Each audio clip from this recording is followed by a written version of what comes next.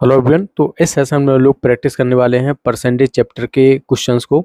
और ये आपकी सभी एग्जाम के लिए बेनिफिशियल है, आपका एसएससी बैंकिंग रेलवे। पहला क्वेश्चन है, यदि 160 का x% 8 है तो s का मान क्या है। कुल मिला के उसने ये पूछा है कि 8 जो है वो 160 का कितने परसेंट है। तो परसेंटेज कैसे निकालते हैं हम लोग? भाई जो पूछा गया है उसको ऊपर रखेंगे और जिससे पूछा गया है उसको नीचे रखेंगे। तो क्या पूछा गया है? 8 पूछा गया है। और किससे पूछा गया है? 160 से। परसेंटेज के लिए हम क्या करते हैं? 100 का मल्टीप्लाई कर देते हैं। ये एक जीरो से एक जीरो हटा दो, ये 2 टाइम्स हो जाएगा। तो ये 5 टाइम्स हो जाएगा। तो कितना हो जाएगा? 5%। तो 8 जो है वो 160 का कितना है? 5% है। क्वेश्चन में पूछा जा रहा है 75% का 75% किसके बराबर है। अगर कोई नया नया मैथ लगाना सीखा होगा तो वो इसको पूरी तरह से कैलकुलेट करना शुरू कर देगा। बट देखो इसको ऑप्शन से एलिमिनेट कैसे कर सकते हैं। ऑप्शन 20 का करेक्ट होगा। कैसे होगा भाई? जरूरत क्या है? 75% मल्टीप्लाई 75% करेंगे तो 5 मल्टीप्लाई बाई 5 25 आ जाएगा। तो जो पहला जो इकाई का अंक होगा वो क्या होगा? 5 ही तो होगा ना। वो इकाई का अंक 5 किस में दे रखा है? सिर्फ इसी में दे रखा है, ऑप्शन बी में। तो यहाँ पर देखो, इसलिए हमने ये वाला ऑप्शन करेक्ट कर लिया अपना। ये तीनों एलिमिनेट कर दिए। तो ऐसे क्वेश्चन किए जाते हैं शॉर्ट ट्रिक से। 200 में से 95 को प्रतिशत में लिखो। कुल मिला के ये बोला जा रहा है कि 95 का जो 95 है ना वो 200 का कितने प्रतिशत है। भाई जो पूछा जा रहा है उसको ऊपर रख दो, जिससे पूछा जा रहा है वो नीचे रख दो, मल्टीप्लाई करा दो और ये आपका परसेंटेज में कन्वर्ट होके आ जाएगा। देखिए ये कितना हो जाएगा? ये आपका हो जाएगा 2 टाइम्स। ये कितना हो जाएगा भाई? 45 दूनी तो कितना हो जाएगा? 90 हो जाएगा। और 5 का आधा 2.5 हो जाएगा तो कितना हो जाएगा? 47.5%। तो 95 जो 200 का कितना होता है? 47.5%। 24 के 3/4 भाग का 40% कितना होगा। भाई पहले हमने 24 लिख लिया, फिर उसका 3/4 लिख लिया, फिर उसका हमें निकालना है 40%। परसेंटेज हटा दो तो 100 कर दो, इसको यहाँ से डायरेक्ट हटा दो।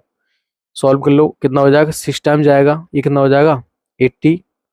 ये एक जीरो यहाँ पर हो जाएगा। 4 10 कितना हो जाएगा? देखो ये हो जाएगा आपका 18 चौको 72। डिवाइड बाई कितना हो जाएगा? सॉरी एक जीरो बचेगा ना, 10 बचेगा। तो एक अंक बाद हम लोग क्या लगा देंगे? दशमलव। तो 7.2%। Option number C. 7.2 आ जाएगा, सॉरी परसेंट नहीं होगा। इस क्वेश्चन में क्या बोला जा रहा है? अयस्क में 25% शीशा है, 80 किलोग्राम शीशा पाने के लिए कितने किलोग्राम अयस्क की जरूरत होगी। चलो इसका कंसेप्ट बताता हूँ। आप मुझे एक बात बताओ, मान के चलो आप सोना लेके आए, उसमें मैंने तांबा मिलाया कितना, मतलब कुल मिला के सोने में जो रेशियो है सोना और मतलब सिल्वर का, मतलब सोने का और तांबे का कितना है। मान के चलो आप 8/2 में है, कुछ भी मान लो। ये तांबा मिलाया मैंने और ये क्या हो जाएगा? गोल्ड। तो एक बात बताओ, ये जिससे हमने सोना लिया है ना, मान के चलो पूरी ये 50 किलोग्राम की थी, पूरी ये 50 किलोग्राम की थी।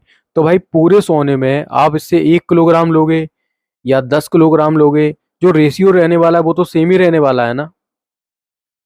मैं पूछ रहा हूँ ना, जो रेशियो रहेगा वो तो सेम ही रहेगा ना। भाई 8/2 में रहेगा। तो कुछ यहाँ पर पूछा जा रहा है कि 25% शीशा है, 80 किलोग्राम पाने के लिए कितने किलोग्राम आइस की जरूरत पड़ेगी। भाई 25 किलोग्राम का हमें पता नहीं है कि पहले कितना है, लेकिन हाँ एक बात पता पड़ेगी कि 80 किलोग्राम है।